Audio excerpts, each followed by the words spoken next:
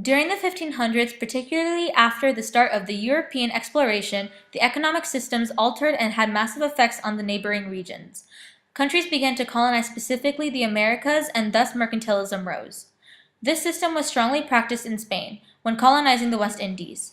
This form of unfair trade was beneficial only to the mother country, and through the game this will be proven to you. You will see the results of the unfair trade on the colonies. Although Spanish made strict laws forbidding the indigenous Americans from trading with other regions, smuggling always happened.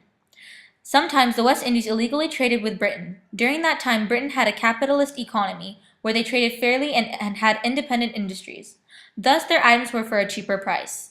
The results of these two economic systems were set on stone, and by the end of this game, you will know what they are. So first of all, West Indies begins with having these items. Each item has a certain value.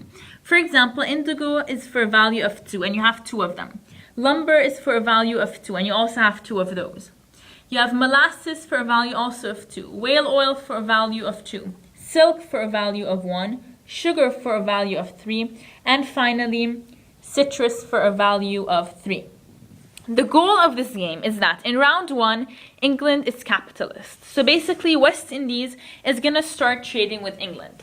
However, England's materials are really cheap. Cloth is for 6 and rum is for 8. Then basically what happens is that the trade happens. She needs to trade materials for a value of 6 and for a total value of 8. Then, however, in round 2, what happens is that the Spanish impose basically mercantilism and navigational acts. So West Indies is then forced to trade with Spain. However, their goods are far more expensive. Rum for a value of 12 and cloth for a value of 9. They will keep going until round 3. If they're able to survive, then the West Indies win. If they're not able to survive, then Spain wins.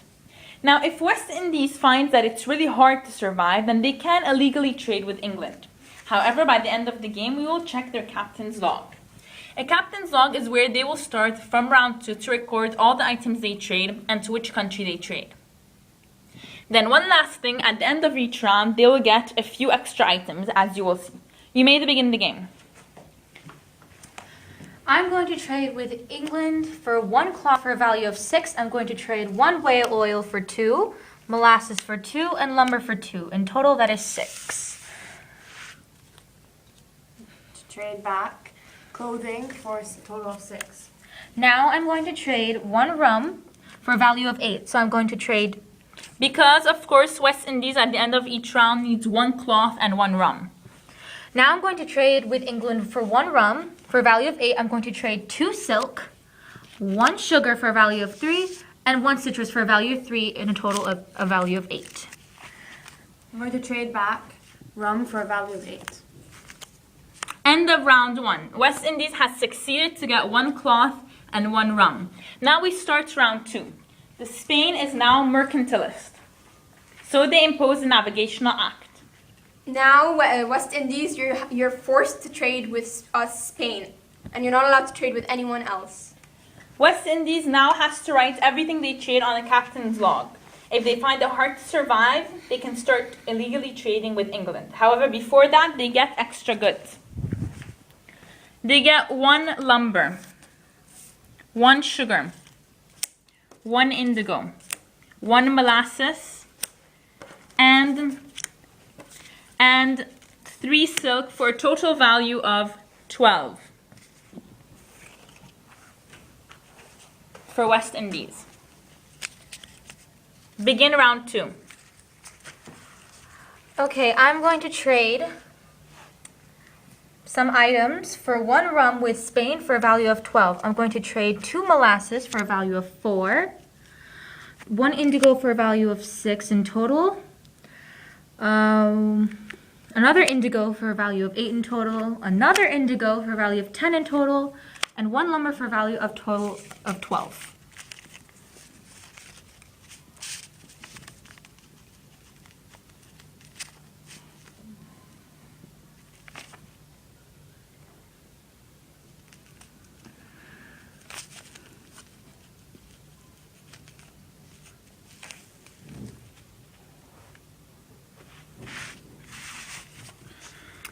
This is rum for 12, for value of 12. Now I am going to trade for 1 clothing for a value of 9. I'm going to trade 1 sugar for a value of 3, 1 molasses for a value of 5, 1 lumber for a value of 12, for a value of 7, and 2 silk for a value of 9.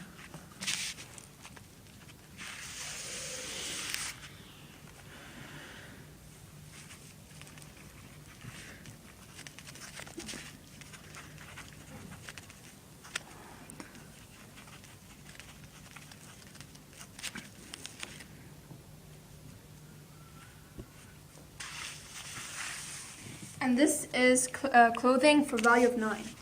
Okay, so West Indies has survived round 2. Now they will get extra goods. 1 lumber, 1 molasses, 1 sugar, 1 indigo, 3 silks,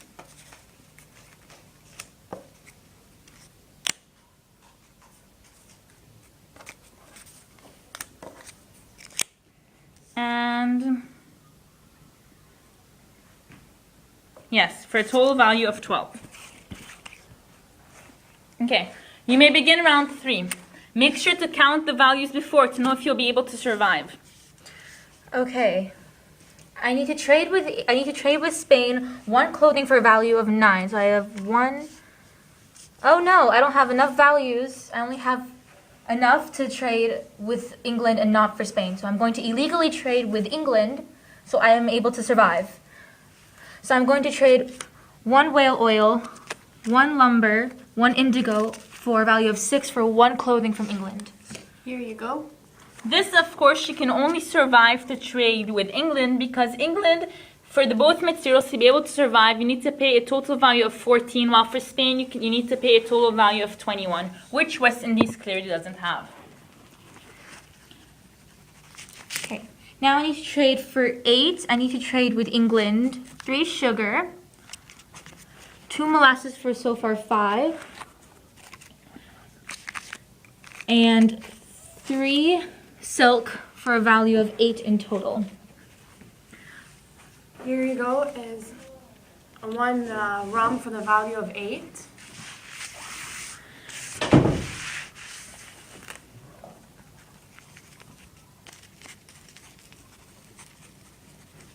Okay, so West Indies has survived. Now let's look at their captain's log. Round 1, they traded. Round 1, they traded with England. Now, when they started writing in their captain's log, round 2, they traded with Spain, so that's correct. Then round 3, they traded with England. That's illegal trade. So this shows us that if they hadn't illegally traded, they would have lost. And that proves to us that mercantilism is only beneficial for Spain, and that the colonies would have lost unless if they illegally traded. Okay, so just before each region eats its delicious food, we're going to shortly demonstrate another form of mercantilism. Put yourself 200 years ahead. Britain has opened a company in India, specifically the Mughal Empire, called the British East India Company. Suddenly, in 1757, a war happens between the British and the Prince of Bengal, a region in India.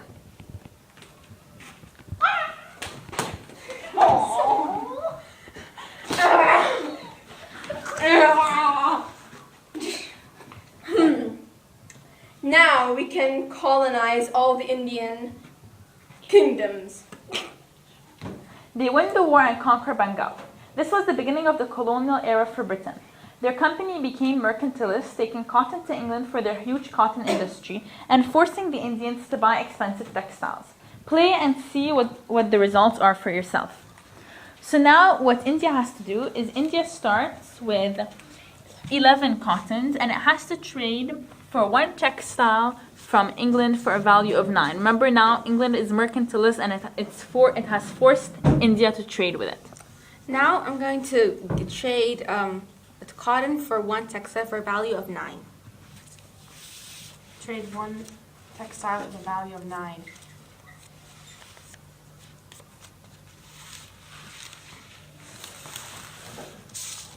Okay, round 1 has finished.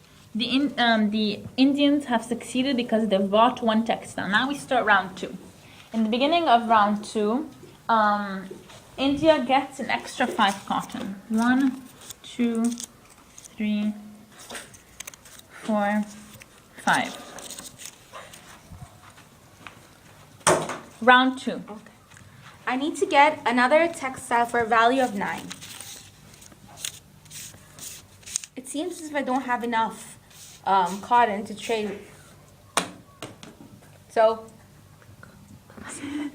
I died. Okay. Okay. I get everything. So as we see, England always benefits. England always benefits because it's mercantilist. So basically, whether mercantilism is being practiced in a company or whether it's being practiced by a mother country, mercantilism always succeeds, and the mother country and the colonies always fail. And that was the point of our game.